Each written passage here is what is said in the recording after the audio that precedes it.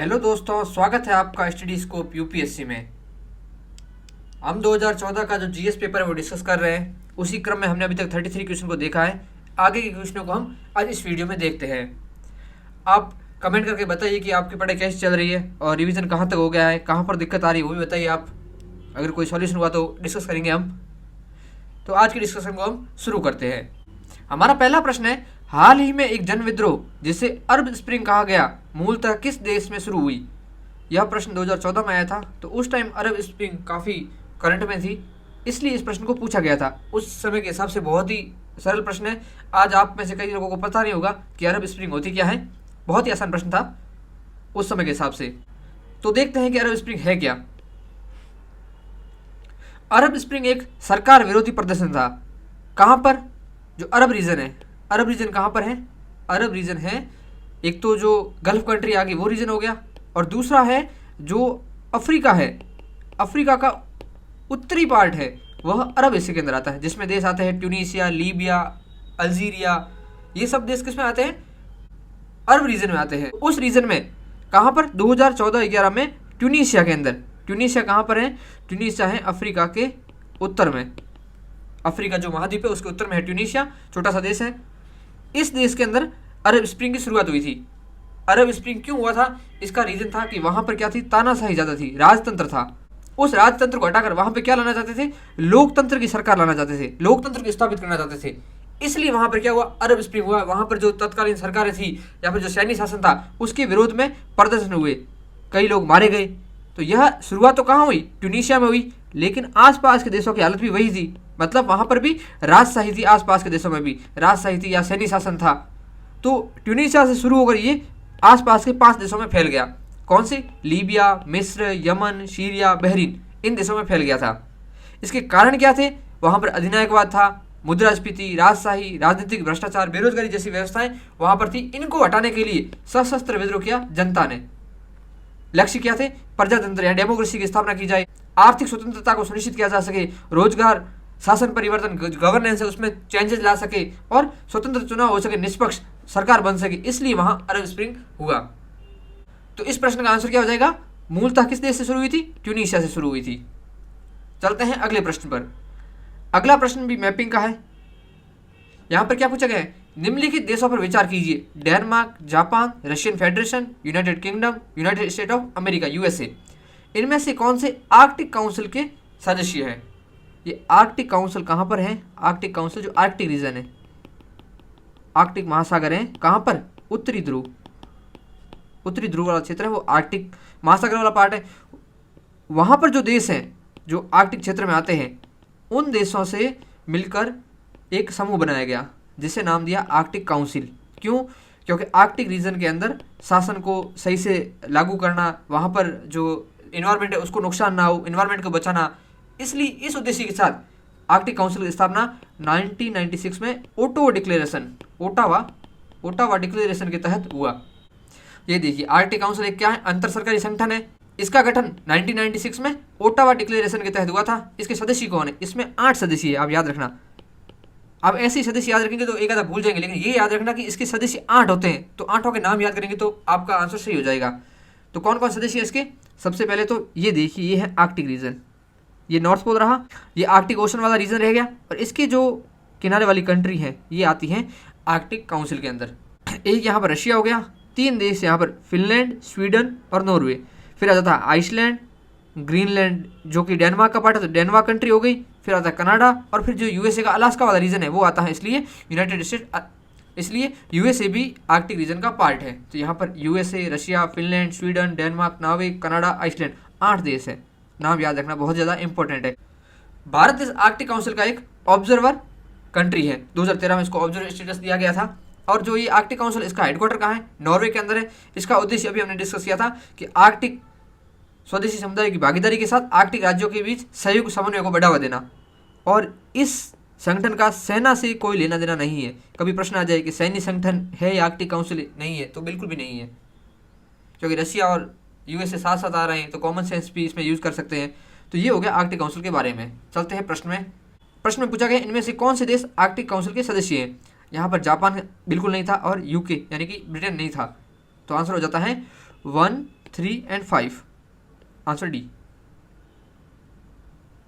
चलते हैं अगले प्रश्न पर। अगला प्रश्न भी मैपिंग का है। जो मैपिंग के प्रश्न है वो अभी भी बहुत आते हैं, तो मैपिंग है वो बहुत ज़्यादा इंपॉर्टेंट पार्ट है यूपीएससी की प्रीलिम्स के लिए। उसको आप बहुत ही अच्छे से करके जाएं। मैंने आज जो मेरे मैपिंग के नोट्स हैं वो मेरे टेलीग्राम ग्रुप के अंदर भेजे हैं, और टेलीग्राम ग्रुप की लिंक आपको जो फर्स्ट पिन कमेंट होगा उसमें मिल जाएगी। आप वहाँ पर जाकर जो मैपिंग के नोट्स है वो देख सकते हैं।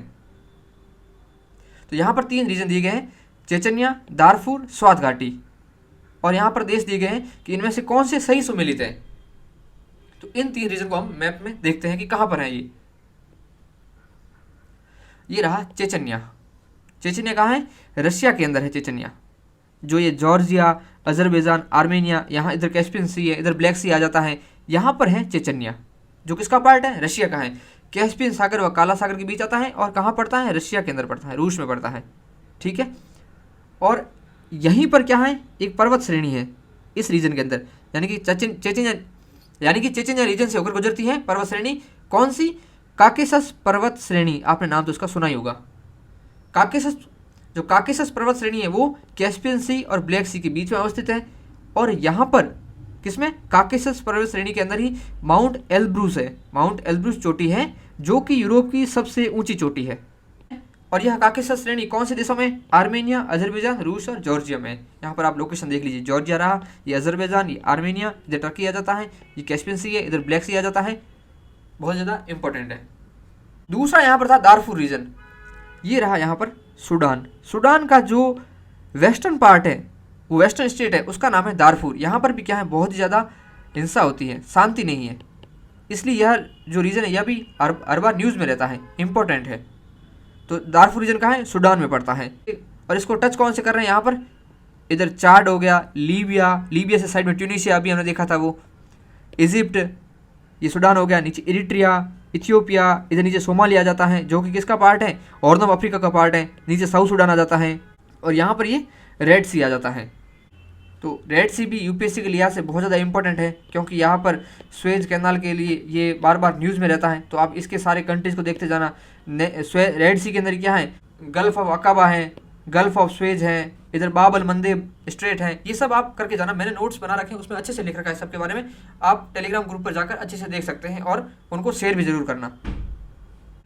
तीसरा यहाँ पर पॉइंट था स्वात वैली। स्वात वैली कहाँ पर है? पाकिस्तान में। ये मैप तो आप जानते होंगे, पाकिस्तान का है। इधर ये रहा इंडिया। पाकिस्तान का जो ये वाला पार्ट है ये है स्वात जिला, और यहाँ पर ही है स्वात वैली।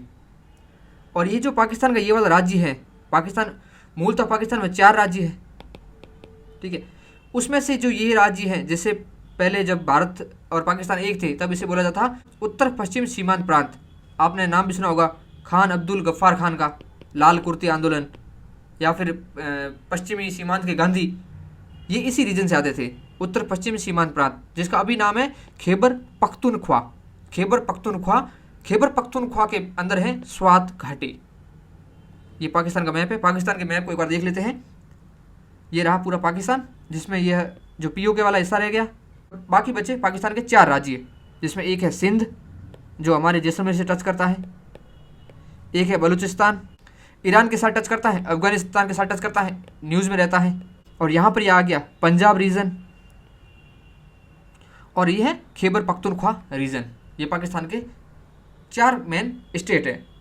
और पाकिस्तान में भी आप याद रखना क्या है? दोहरी नागरिकता है यूएसए के समान। यहाँ एक स्टेट की भी नागरिकता होती है और साथ ही साथ देश की भी नागरिकता होती है,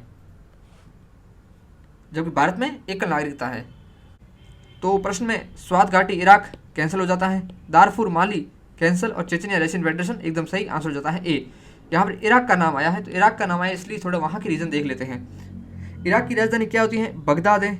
इराक के अंदर एक रीजन है किरकुक रीजन, इंपॉर्टेंट है, मुझे लगता है यूपीएससी पूछ सकता है इसके बारे में, इसलिए मैंने यहाँ पर दे दिया।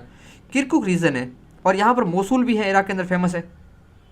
किरकुक रीजन फेमस क्यों है? क्योंकि यहाँ पर जो कुर्दिश लोग रहते हैं, कुर्दिश कबीले के लोग हैं जो हालांकि इस्लाम फॉलो करते हैं, लेकिन अपने जो कबीले को अभी तक उन्होंने छोड़ा नहीं है, अपने जो रीति रिवाज है उनको छोड़ा नहीं है। तो जो कुर्दिश रीजन वाले लोग हैं ये एक अलग देश की मांग करते हैं, कुर्दिस्तान की। किस देश की मांग करते हैं? कुर्दिस्तान की। ये देखिए आप मैप में, ये जो टर्की, सीरिया, इराक और ईरान का रीजन मिला के यहाँ बनता है कुर्दिस्तान। यूपीएससी पूछ सकता है, इंपॉर्टेंट है कि कुर्दिस्तान रीजन कहाँ पर है। हमारा अगला प्रश्न है, अग्नि 4 प्रक्षेपास्त्र के संदर्भ में निम्नलिखित कथनों पर कौन से सही है। यहाँ पर जो अग्नि 4 है इसका निर्माण कौन से प्रोग्राम के तहत हुआ है, इसका निर्माण हुआ है IGMDP, integrated guided missile development programme, इसके तहत इनका निर्माण हुआ है। इसके तहत क्या है, 5 प्रकार के प्रक्षेपास्त्रों का निर्माण हुआ है। कौन से, आकाश, अग्नि, त्रिशूल, नाग और पृथ्वी। इसमें से अग्नि के अंदर अभी तक 6 प्रक्षेपास्त्रों का निर्माण हो चुका है। 6 में से कौन सी, एक तो अग्नि 1, अग्नि 2, अग्नि 3, अग्नि 4, अग्नि 5 और अग्नि प्राइम। एक अग्नि 6 है, उसका अभी तक ट्रायल चल रहा है। तो यहाँ पूछा गया है अग्नि 4 के बारे में। इसके लिए यहाँ पर 3 कथन दिए गए, इनमें से कौन से सही है वो हमें देखने हैं। यहाँ पर पहला पॉइंट है, यह धरातल से धरातल पर मार करने वाला प्रक्षेपास्त्र है, सरफेस टू सरफेस। इसका मतलब क्या होता है कि इसको सरफेस से ही छोड़ा जाएगा और यह किसी टारगेट को सरफेस पर ही हिट करेगा। एक होता है कि किसी मिसाइल को सरफेस से छोड़ना और एयर में वह टारगेट को हिट करती है, तो ये हो जाएगा सरफेस टू एयर। एक होता है कि एयर से किसी मिसाइल को दागा जाता है और वह सरफेस पर हिट करती है, उसे बोलते हैं एयर टू सरफेस। और एक होती है एयर में ही उसको फायर करना और एयर में ही टारगेट को हिट करना, तो उसे बोलते हैं एयर टू एयर मिसाइल। तो ये जो अग्नि 4 है ये है सरफेस टू सरफेस मिसाइल। बिल्कुल सही कथन है ये। इसमें केवल द्रव नोदक ईंधन के रूप में इस्तेमाल होता है, जब इसमें इंजन होता है। इसमें कौन से ईंधन का यूज़ किया जाता है वो यहाँ पर दिया गया है कि इसमें केवल द्रव ईंधन का यूज़ किया जाता है। यह पॉइंट एकदम गलत है। जो अग्नि मिसाइल हैं उनमें केवल ठोस ईंधन का ही यूज़ किया जाता है, ठोस ईंधन का यूज़ किया जाता है। तो यह पॉइंट हो जाता है गलत, दूसरा गलत। तीसरा है, यह 1 टन नाभिकीय वॉरहेड को 7500 किलोमीटर दूरी तक फेंक सकता है।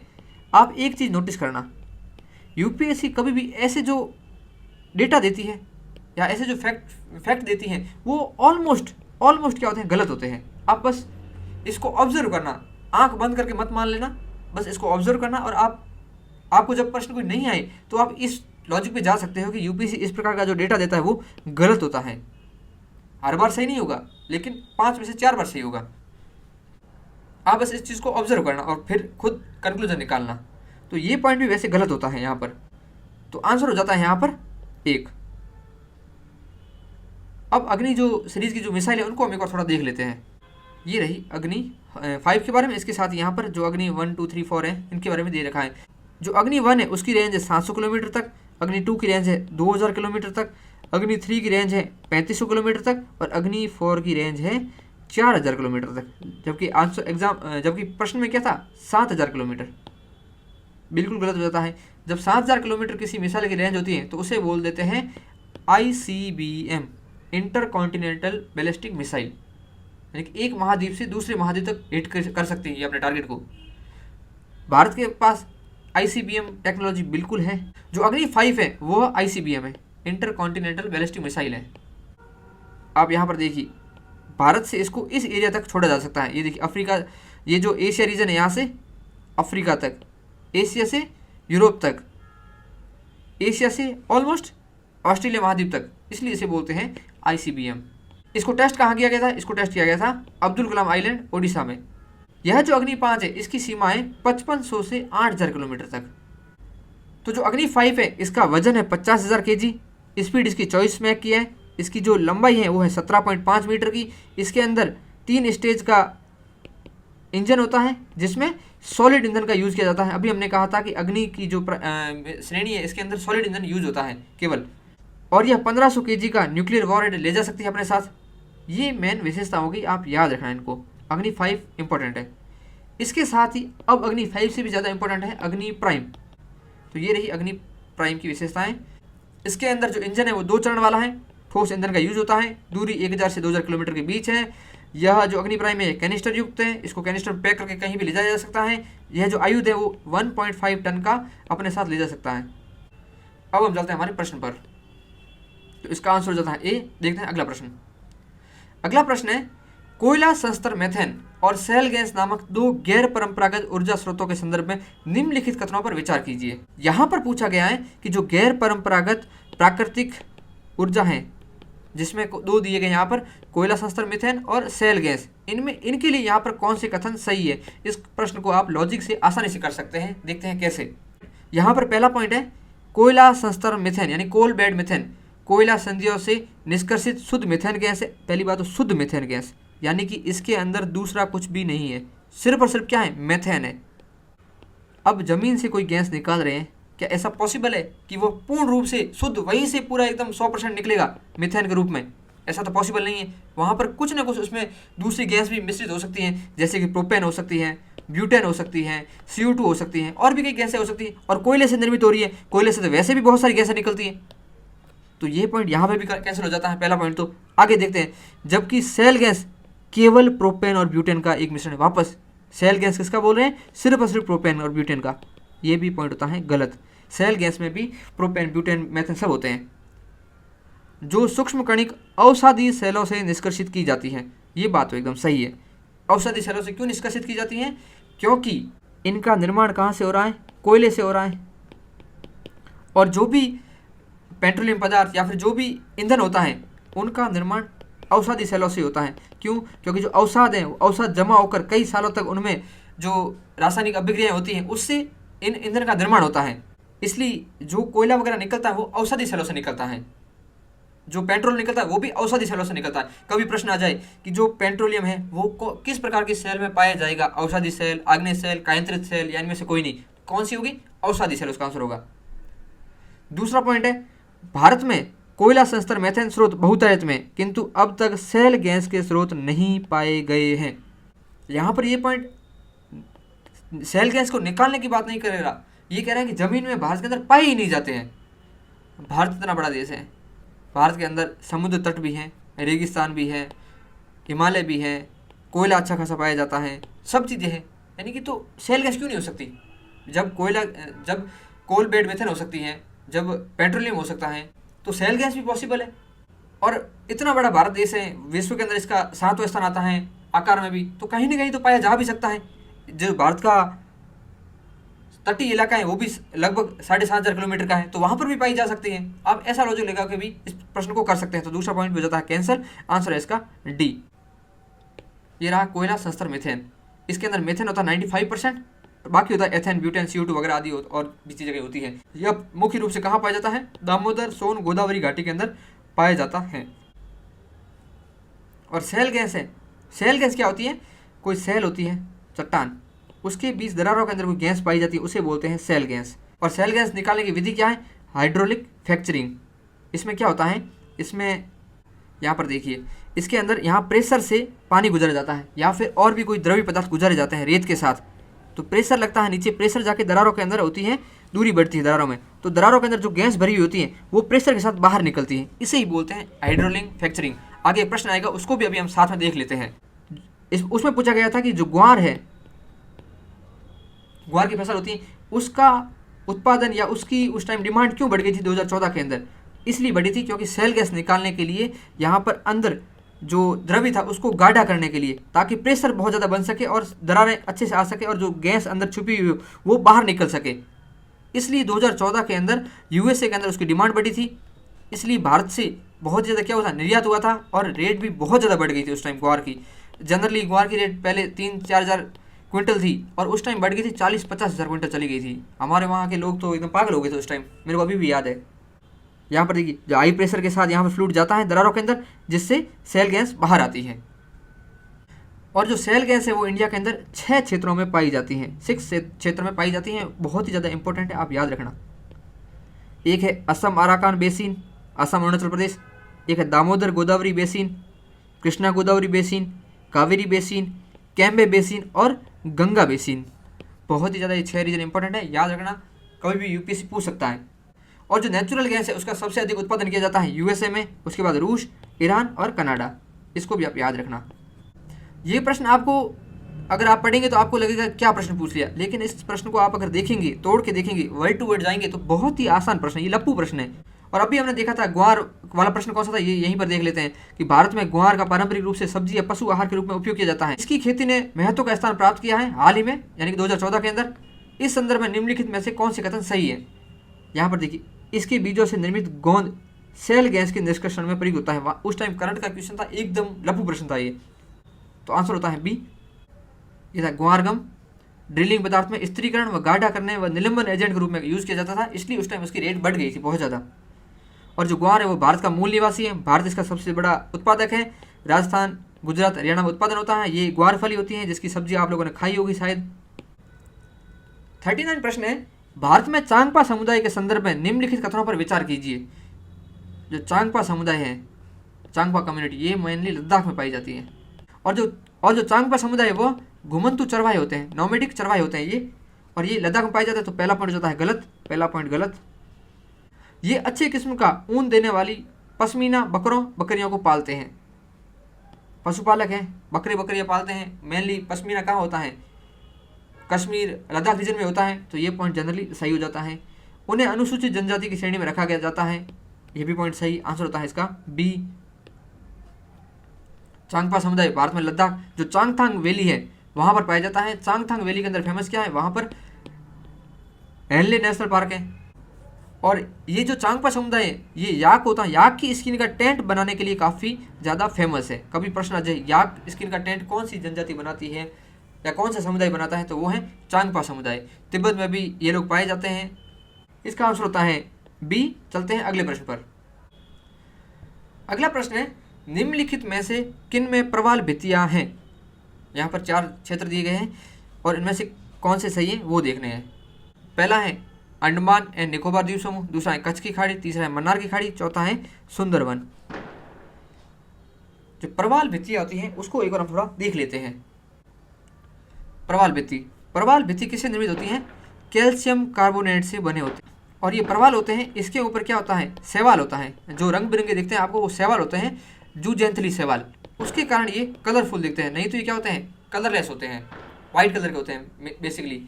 जो इस पे शैवाल होते हैं ये इसको रंग बिरंगा बनाता है और आकर्षक बना देता है, बहुत ही सुंदर लगते हैं। और ये प्रवाल भित्ति कहाँ पर बनती है? इसके लिए कंडीशन क्या होनी चाहिए? इसके लिए होनी चाहिए एक तो स्वच्छ पानी होना चाहिए और गर्म पानी होना चाहिए।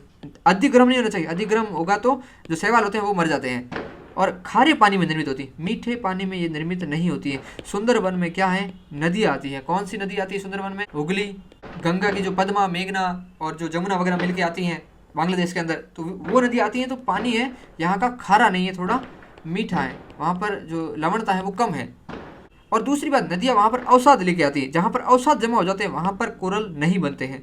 इसलिए सुंदरवन में क्या है? जो ब्रह्मपुत्र, गंगा और बराक नदियाँ वगैरह हैं उनका अवसाद आता है, साथ ही साथ वहाँ मीठा पानी आता है, इसलिए वहाँ पर जो प्रवाल भित्ति नहीं बनती है, कोरल नहीं बनते हैं।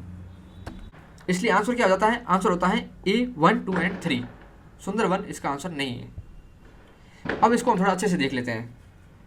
प्रवाल भित्ति होती है उसे समुद्र का वर्षावन कहा जाता है। क्यों कहा जाता है? क्योंकि जो टोटल समुद्र का एरिया है इसमें से ये सिर्फ 0.1% क्षेत्र में ही पाए जाते हैं, जबकि जितनी समुद्र के अंदर प्रजातीय विविधता है उसका 25% ये अपने अंदर समाहित करते हैं। यानी कि जो जहाँ पर कोरल रीफ वगैरह होते हैं वहाँ पर 25% समुद्री प्रजातियाँ पाई जाती हैं। जो कोरल है उनको खतरा क्या है? तापमान बढ़ता है तो कोरल ब्लीचिंग हो जाता है, अम्लीकरण के कारण, अत्यधिक मत्स्यन, यूट्रोफिकेशन के कारण इनको खतरा होता है। अब थोड़ा सा इस कॉन्सेप्ट को समझते हैं कि अम्लीकरण के कारण किस प्रकार से कोरल को नुकसान होता है, कोरल बनने में दिक्कत आती है, उसको थोड़ा समझते हैं। ये देखिए, जब कोरल का निर्माण होता है, कोरल के अंदर क्या है? कैल्शियम कार्बोनेट है, यानी कि कैल्शियम के साथ क्या मिलेगा? कार्बोनेट मिलेगा, तब जाके कोरल बनेगा। जो CO2 है वो हाइड्रोजन के साथ मिलकर क्या बनाता है? कार्बोनिक एसिड बनाता है, H2CO3। कार्बोनिक एसिड है वो आगे टूट जाता है बाइकार्बोनेट और हाइड्रोजन प्लस आयन दे देता है। इससे क्या होता है? अम्लीकरण होता है, पहली बात तो। दूसरी बात, यहाँ पर जो HCO3 यानी कि बाइकार्बोनेट है ये आगे और विभाजित हो जाता है, किसमें? H+ और कार्बोनेट में, कार्बोनेट। ये यहाँ तक की जो रिएक्शन है ये कोरल बनने के लिए अति आवश्यक है। ये नहीं होगा तो कोरल बनेगा ही नहीं। क्यों? क्योंकि यहाँ पर क्या मिल रहा है? कार्बोनेट मिल रहा है। और ये कार्बोनेट किससे अभिक्रिया करता है? कैल्शियम के साथ, और बनता है कैल्शियम कार्बोनेट। इससे बनता है कोरल। अभी क्या हो रहा है? अम्लीकरण ज़्यादा हो रहा है। अम्लीकरण ज़्यादा होने का मतलब है H+ आयन ज़्यादा हो रहे हैं, H+ आयन ज़्यादा हो रहे हैं। और ये किस कारण हो रहा है? तापमान बढ़ रहा है, वायुमंडल में CO2 बढ़ रही है, तो समुद्र में भी CO2 ज़्यादा हो रही है। उसके कारण क्या हुआ? समुद्र में CO2 लगातार बढ़ रही है। अब जो यहाँ पर कार्बोनेट बना है, कार्बोनेट बना, वह कार्बोनेट क्या कर देता है? जब CO2 ज़्यादा मिल जाती है समुद्र को, तो CO2 के साथ रिएक्शन कर लेता है। कैल्शियम के साथ रिएक्शन करने की बजाय सीधा CO2 के साथ रिएक्शन कर लेता है, CO2 हाइड्रोजन के साथ, और क्या बना लेता है? बना लेता है बाइकार्बोनेट। और बाइकार्बोनेट क्या होता है? एक एसिड होता है। इसके कारण क्या होता है? CaCO3 यानी कैल्शियम कार्बोनेट बन ही नहीं पाता, जिसके कारण क्या होते हैं? कोरल नष्ट हो रहे हैं।